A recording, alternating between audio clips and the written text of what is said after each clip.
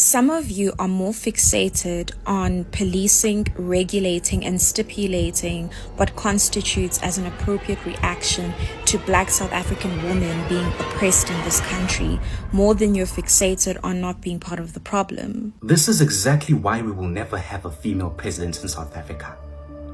Thank God. It's because of individuals like her. This is the picture in question. And what she basically said is that men in particular tend to police rightful reactions of women that have been oppressed in South Africa, Black women in particular, of which she is 100% correct. Men do tend to police these reactions. Matter of fact, I don't think they're policing them enough. They should be doing way more, because a reaction can immediately be followed by an action. A reaction can be an action actually in and of itself. How dare you say we can't police that, or we shouldn't be policing that? You're misconstruing two different things. How you feel at that point in time versus how you react from that feeling are two different things. You're free to feel anything, but you're not free to act in any way. Using your ideology, what you're basically saying is, if my house gets broken into, I have every right to feel angry and sad and scared enough to burn the whole neighborhood down. No, I don't. My house got broken into. What I need to do is face and deal with the enemy decisively so, not the whole damn neighborhood. Of which this goes back to the picture. This lady is in her full right to feel hatred for men. But now, calling death upon a whole species just because of specific men who chose to do specific acts of transgression to make us other good men look bad is completely unjust. It's completely uncalled for. Matter of fact, you need to spend time behind bars, because who knows what you're capable of. That's disgusting. And then what you touched on next was the specific aspect of slavery, basically saying, this is something that you took out of context, by the way, saying that they supposedly said white people need to be burned alive. White people need to be tortured as much as they were tortured. I love the fact that you put it that way. Love it. Because not once did you say that all white people should be tortured, should be burned. Not once. And that's the humongous fundamental difference between the slaves in retrospect and the women now. Because if you're such a revolutionary woke human being, which you make yourself to seem, you then would know that we speak on majority. It's like women calling men trash, saying men are trash. Not all men are trash. Specific men are trash. Majority of men are trash. That's the truth of the matter. It's like me saying Xhosa women are toxic.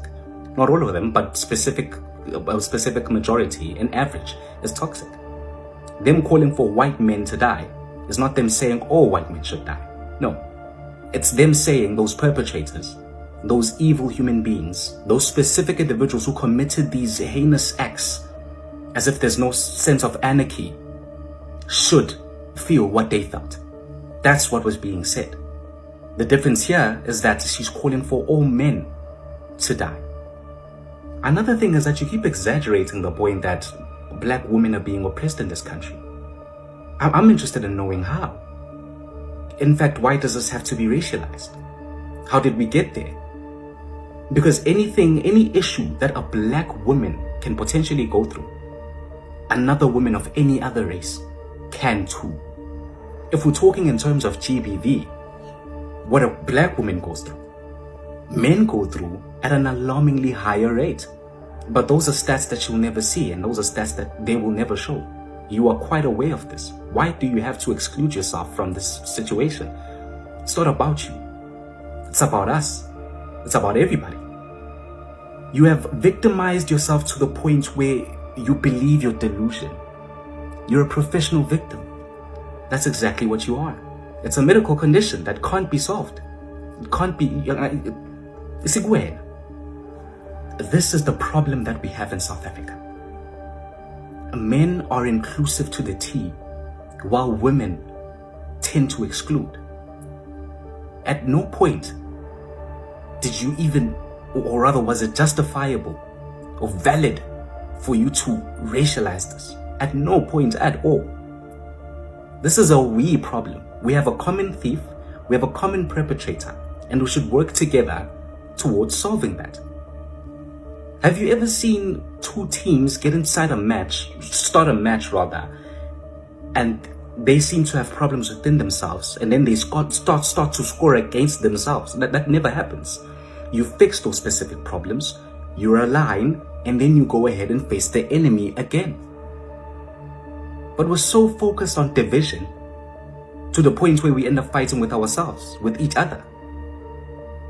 And you ask the question, or rather pose the question to us, saying, what you should be asking yourself is, what led to that reaction? What led to this girl feeling this way? Perfect. I have the perfect answer for you. Feminism. Feminism. Feminism, feminism, feminism. Whether you believe it or like it or not. We would have never had these reactions before the revolution of feminism was started at all. Whether you believe it or not, it has made it comfortable for individuals to openly discredit men, hate men. You are a slave to the West. It deluded you into thinking the way you do. Over 70% of South Africa's issues would be solved if there was no such thing as feminism at all. We live in such a gynosexual society to the point where anything a woman says or does, whether it's hate speech, whatever it can be, there's almost a humongous pinch of forgiveness lurking in the corner, no matter what. If roles were reversed and a man wrote that nonsense that all women should die, imagine the backlash that he would get. He would be behind bars because of hate speech as we speak. But because it's a woman, it's a totally different story.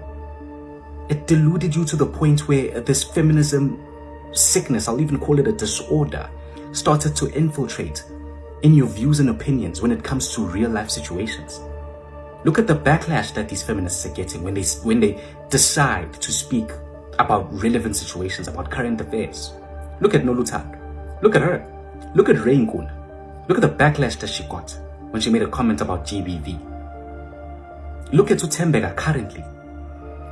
They are all receiving backlash because of the nonsense that they spew when it comes to current affairs. You can't make it up at all. And you only get to see that once they speak about something completely different from feminism. You can't make it up. This is exactly how they think. This is exactly who they are. And for this one to make a video justifying what is on that poster is in and of itself self-hatred. Thorough self-introspection needs to be done. Again, thank God we have a man for president. Change your ways.